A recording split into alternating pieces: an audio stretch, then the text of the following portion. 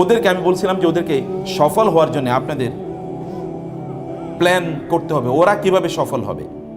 আপনার সন্তানকে দেখে আপনার চোখটা জুড়িয়ে যাক, এরকম ও দেখতে কত সুন্দর তা না। সৌন্দর্য ফিজিক্যাল না, সৌন্দর্য হচ্ছে কিসের? এটা আধ্যাত্মিক ইস্যু। সৌন্দর্য চরিত্রের জিনিস, চরিত্র। বহু মানুষের চেহারা খুবই সুন্দর, কিন্তু ওরে দেখলে ফেরাউনের চেয়েও ভয়াবহ মনে হয়। আছেন এরকম, চেহারা সুন্দর বটে, কিন্তু তার কথাবার্তা প্রত্যেকটা শব্দ পারবে এমনভাবে বলে মনের জন্য মারবে, এমনভাবে তাকায় মনের জন্য খেয়ে ফেলবে। আবার কিছু কিছু লোক আছে চেহারা হয়তো বা ধরেন ওই রকম কি বলে না, এরকম মানে চেহারা ফিজিক্যাল সৌন্দর্য তো এরকম নাই, কিন্তু তার আচরণ দেখলে মুগ্ধ হয়ে যেতে হয়, আচরণ দেখে মুগ্ধ হয়ে যেতে হয়। একজন ইলাস্ট্রিয়াস ব্যক্তির একটা গল্প শুনছিলাম, এরকম ইলাস্ট্রিয়াস ব্যক্তি, তিনি হচ্ছেন নিগ্রো মানে ব্ল্যাক, তো তাকে তিনি কৃতদাস, তো তার মনিব তাকে আবার খুব চরিত্রের কারণে খুবই পছন্দ করতেন তাকে, চরিত্রের কারণে। যেমন আতা ইবনে আবি রবাহের নাম শুনেছেন, আপনারা যদি নাম না শুনে থাকেন তাহলে আপনারা বাজার থেকে একটা বই কিনে নিয়ে আসবেন। বইটার নাম হলো সাহাবীদের ঈমান দীপ্ত জীবনী। সাহাবীদের কি ঈমান দীপ্ত জীবনী, এটা বইটা বাজার থেকে কিনে নিয়ে আসবেন, পড়বেন। সেখানে আব্দুর রহমান রাফাত পাশা, তিনি একজন মিশরীয় তিনি লেখক, বাংলা বইটি অনুবাদ হচ্ছে, অসাধারণ বই। মানে এটা আপনি গিলতে থাকবেন এরকম, মানে মনের জন্য বইটা আমি খাই এইরকম টাইপের বই। তো তিনি সেখানে উল্লেখ করেছেন আতা ইবনে আবি রবাহ, এখানে তাবিঈদের ইমাম দীপ্ত জীবনী, তার একটা সিরিজ মহিলা সাহাবীদের ইমাম দীপ্ত জীবনী এ নামে আছে, এই 3টা সিরিজ তার আছে। তো সেখানে তিনি আতা ইবনে আবি রবাহের কথা বলছেন। আতা ইবনে আবি রবাহ এমনি শর্ট দেখতে, নিগ্রো, এমনি তিনি ব্ল্যাক, প্রচন্ড নিগ্রো কালো, কিন্তু তার জ্ঞানের অবস্থা এরকম ছিল, বলা হয়েছে মক্কায় যতক্ষণ আতা ইবনে আবি রবাহ থাকবে ততক্ষণ কারো ফতোয়া দেওয়া চলবে না, সবার ফতোয়া দেওয়া নিষিদ্ধ, ওনার উপস্থিতিতে কেবল কথা উনি বলবেন, আর কেউ কথা বলবেন না। কোন লেভেলের স্কলার হয়েছেন, অথচ দেখার চেহারা কিন্তু ততটা ইমপ্রেসিভ না। আমি বলছিলাম একজন ব্ল্যাকের কথা, তো তিনি তার মনিব তাকে খুবই পছন্দ করেন চরিত্রের কারণে, ব্যবহারের কারণে, সুন্দর করে কথা বলে এবং ভালো করে আচরণ করে। এবং উনি পছন্দ করতেন বাঙ্গি। কি পছন্দ করতেন? বাঙ্গি। তো মনিব বাজার থেকে, মানে মাস্টার তার মালিক বাজার থেকে বাঙ্গি কিনে নিয়ে এসে বলে তুমি খাও। তো বাঙ্গি দিচ্ছিলেন কেটে, মালিক বাঙ্গি কেটে দিচ্ছে, উনি খাচ্ছেন, কৃতদাস খাচ্ছেন খুবই প্রশান্ত বদনে তিনি খাচ্ছেন, কিন্তু মনিবকে একটু অফার করছেন আপনি একটু খান। মনিব চিন্তা করলো ওরে কি ঘটনা, ও তো এরকম না, আমার একটু খাইতে বললো না। সর্বশেষ লাস্ট টুকরাটা তিনি বললেন আচ্ছা ঠিক আছে এই টুকরা আমি খাবো, এটা তুমি খাইও না। বলে আপনি খাবেন? আচ্ছা ঠিক আছে খান। উনি মুখে দিয়ে থুথু করে ফেলে দিলেন, এত তিতা, এটা এত তিতা। তো বললো কি, বলে এত তিতা, এটা কি এই অংশটাই তিতা নাকি এরকমই তিতা ছিল? বলে পুরাটাই তো এরকম তিতাই তো। তো তুমি যে খেলে তোমার চেহারাতে কোনো বিকৃতি দেখলাম না, দেখলাম তুমি এত প্রশান্তভাবে খাচ্ছ। তিনি বলেন আমি তো বাঙ্গি খাচ্ছিলাম না, আমি আপনার ভালোবাসা খাচ্ছিলাম, আপনি বাজার থেকে কিনে নিয়ে এসছেন, আমি কিভাবে বলি যে জিনিসটা তিতা? আচরণ চরিত্র কেমন। এখন আপনারা বোনেরা আমার রান্না করেছেন, কত কষ্ট করে পুড়ে পুড়ে রান্না করেছেন, এরপরে স্বামী এসে বলবে কি রান্না করছো, খাইলাম না, এগুলো লবণ হয় নাই। অত স্বামী বলতে পারতো এত মজা হয়েছে, যদি আরেকটু লবণ হইতো তাহলে মনে হইতো জান্নাত থেকে খাবারটা আসছে মাত্র।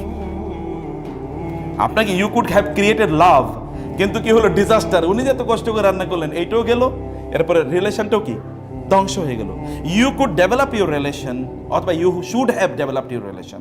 আপনাকে রিলেশনটা ডেভেলপ করা লাগে, ভালো করে ডেভেলপ করতে হয়। এই ব্যাপারে এখানে আপনাকে ডায়নামিক হওয়া লাগে। বাচ্চাদের সাথেও এরকম ডায়নামিক হন। ভাইয়েরা, সন্তানদেরকে সফল বানান। সফলতা দুনিয়ার মানদণ্ডে মনে করবেন না। চেহারায় জিমে পাঠাচ্ছেন, বডি বিল্ডার হচ্ছে, এই বডি বিল্ডার দিয়ে করবে কি? কয়েকদিন পরে বিয়ে শাদী করালে বউয়ের সাথে মারামারি করবে, এতটুকু বডি বিল্ডিং এর কাজে লাগবে। শয়তানের সাথে কিন্তু মারামারি করতে পারবে না, শয়তানের সাথে মারামারি করতে পারবে না, কারণ ও ফজর নামাজ পড়তে পারবে না। শয়তানের ঘুম পাড়িয়ে রাখবে।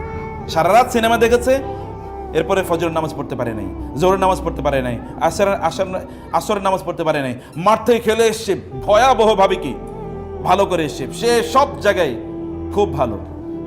তো সব যে বলেছে যে মেয়ের কাছে, মেয়ে বিয়ের জন্য এসছে, যে আমার কোন এক জায়গায় পাত্রী দেখার জন্য গেছে, তো ছেলের বিবরণ কি, ছেলে এই এই এই এই এই এই এই এরকম এরকম আছে, সব কিছু ভালো করে, কি শুধু একটু মদ খায় আর কিচ্ছু কিছু কোনো ইয়া নেই, সমস্যা নেই, সব ভালো, কি করে একটু শুধু মদ খায়, তাহলে ভালো কি?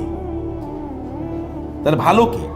তা আপনার বডি বিল্ডার বানাইছেন আপনি, ম্যাথ অলিম্পিয়াডে সে সারা পৃথিবীর, বাংলাদেশে সে চ্যাম্পিয়ন হয়েছে, সায়েন্স অলিম্পিয়াডে অনেক ভালো, কিন্তু আল্লাহর ইবাদতের ক্ষেত্রে জিরো, মানে ওইখানে শয়তানের প্যারালালি আছে, শয়তান যে অবস্থানে আছে ও সেই অবস্থানে আছে, তাহলে কোন সফলতা?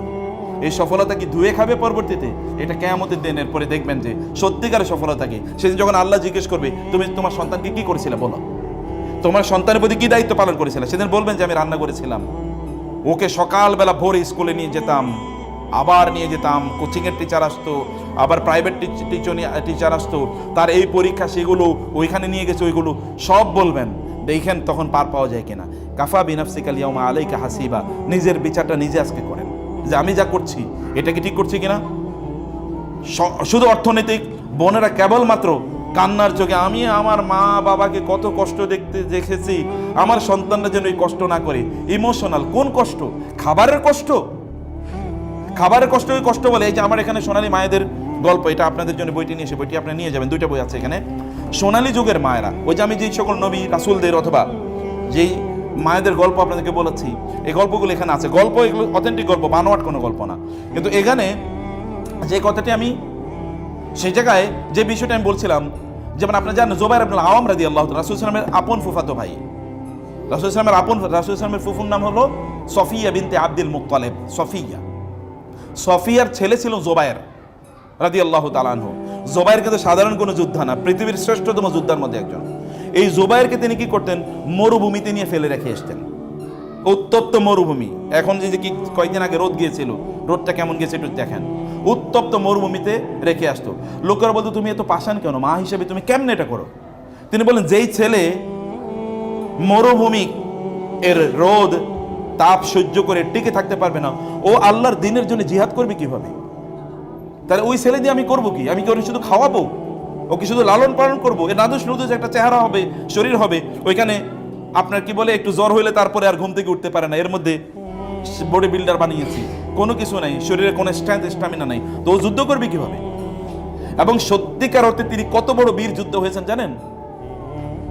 কত বড় বীর যুদ্ধ। রাসূল সাল্লাল্লাহু আলাইহি ওয়াসাল্লাম বলেছেন প্রত্যেক নবীর জন্য হাওয়ারি থাকতো, আর আমার জন্য হাওয়ারি হলো কে? জুবাইর ইবনুল আওয়াম, মানে প্রত্যেকের পার্সোনাল সেক্রেটারি, যিনি তাকে রক্ষা করবেন, একেবারে তার সাথে বডির সাথে লেগে থাকতেন সিকিউরিটি গার্ড হিসেবে। আমার হাওয়ারি হলো এই যে জুবাইর। কেমন যোগ্য করে আল্লাহ রাসূল, মানে আল্লাহ রাসূলের জন্য তিনি তাকে তৈরি করেছেন, বা মা কিভাবে তাকে তৈরি করলেন। আপনি কেবল খাওয়ানো কি সফলতা মনে করবেন না, আপনার বাপ দাদারা কষ্ট করেছে, আপনার নিজেরা কষ্ট করছেন, দেখছেন ছেলেরা যেন কষ্ট না করে। আমি ভালো স্কুলে পড়তে পারি নাই, ওরে ভালো স্কুলে পড়াবো, ভালো ইউনিভার্সিটিতে পড়াবো। তো ভালো ইউনিভার্সিটি যত ভালো জায়গায় পড়ালেন তত জাহান্নামের কাছাকাছি গেল। ভালো মানে কি? ভালো মানে হচ্ছে তাকে জান্নাতের পথে নিয়ে গেলেন কিনা। ওর রিজিকের দায়িত্ব আল্লাহ তাআলার, কিন্তু ওকে জান্নাতে নেয়ার দায়িত্ব আপনার। আপনাকে সে পথ দেখাতে হবে। এই পথগুলো আপনারা তৈরি করবেন, সযত্নে তৈরি করবেন। কথাগুলো শুধু শুনেই যাবেন এরকম না, মনে করবেন যে ওনাদের কাজই হচ্ছে শুনিয়ে দেওয়া। আপনার না শুনলেও পৃথিবীতে শোনার মতো বহুত লোক আছে। আপনার জান্নাতে যদি না জানতেন, এটা আপনাদের দায়িত্ব। আমাদের দায়িত্ব, মাদানী সাহেবের দায়িত্ব অথবা রাকিবের দায়িত্ব, আমাদের দায়িত্ব শুধু কথা বলে যাওয়া। আপনি মনোযোগ দিয়ে শুনলেন কি শুনলেন না, এটা আপনার ইস্যু। কোন একদিন তখন বলবেন ইয়া হাসরাতান, ইয়া ওয়াইলানা, ইয়া ওয়াইলাতা। সেদিন আপনি হয়তো বলবেন যে হায় লাম আত্তাখিজ ফুলানান খালিলা, অমকের যদি বান্ধবী না বানাইতাম, অমকের যদি বন্ধু না বানাইতাম। ইয়া লাইতানি ইত্তাখাযতু মা'আর রাসূলি সাবিলা, হায় নবী রাসূলের কথা যদি শুনতাম, তাদের কথা অনুসারে যদি চলতাম। সেদিন বলে তো কোনো লাভ নাই, সেদিন আফসোস করে কোনো লাভ হবে না। আফসোস যা করে এখানে করে যান। সেদিন চোখের পানি ফেলতে হবে, সেদিন চোখের পানি ফেলে কোনো লাভ হবে না। আজকে চোখের পানি ফেলতে হবে এবং বাচ্চাদেরকে সত্যিকারে ওদেরকে সফল বানান। সত্যিকার সফলতা ভালো মানুষ হওয়া, সত্যিকার সফলতা জ্ঞান অর্জন তারা করবেই। জ্ঞান অর্জন বড় কোনো শিক্ষা প্রতিষ্ঠানে করলেই হয় না। আমরা গ্রামে পড়েছি, এখানে যে শেখদেরকে জিজ্ঞেস করলে দেখবেন অধিকাংশই গ্রামে পড়ছে। যেই শিক্ষা প্রতিষ্ঠানে পড়ছি ওটার নাম হয়তো বা 10,000-এর মধ্যেও নেই। জ্ঞান বিতরণ, জ্ঞান দেয়া, এটা আল্লাহর কাজ। আপনি রিজিক দেয়, এটা আল্লাহ সুবহানাহু ওয়া তাআলার কাজ।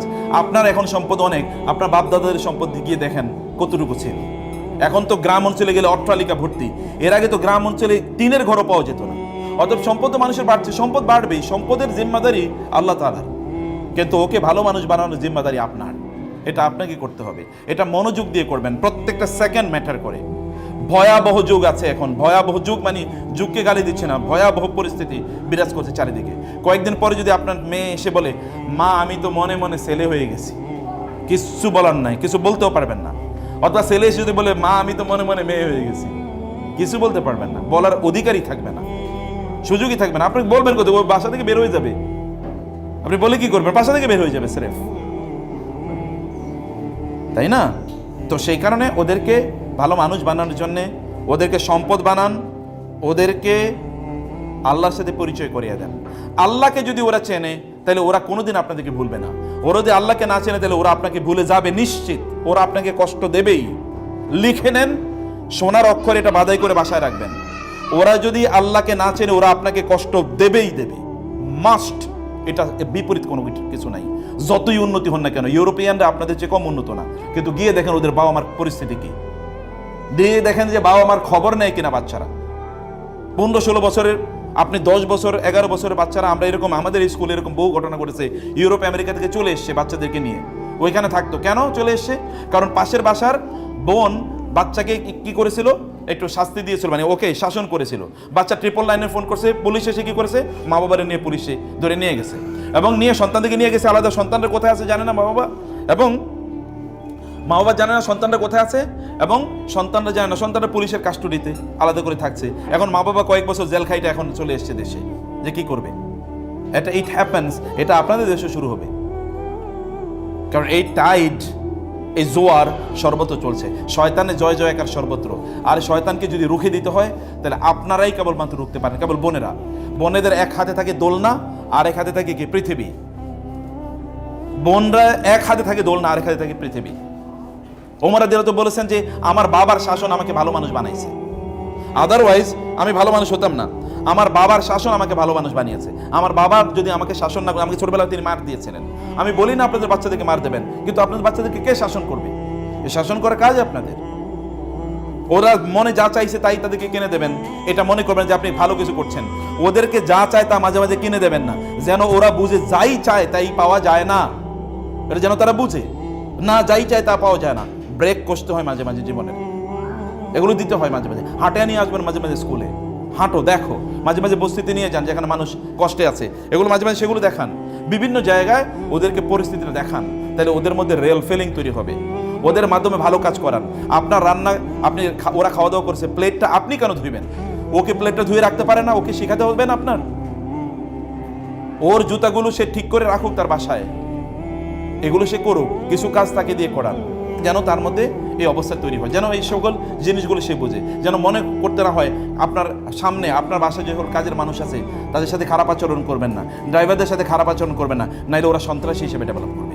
পরে কিছুদিন পরে ড্রাইভারদেরকে মারবে, অথবা বুয়াদেরকে তখন ইলেকট্রিক হিট ওই যে শেক দেবে। দেখেন না আপনারা, বড় বিশাল বড় অমকের মেয়ে, অমকের স্ত্রী, তারপরে কি কাজের বুয়ারে আপনার আয়রন দিয়ে তাকে শেক দিয়েছে, অথবা 6 তলা থেকে ফেলে দিয়েছে। এই মূল্যবোধ তৈরি হয় না। মূল্যবোধ তৈরি হোক ছোটবেলা, মানুষকে সম্মান করতে হবে, শেখাতে হবে।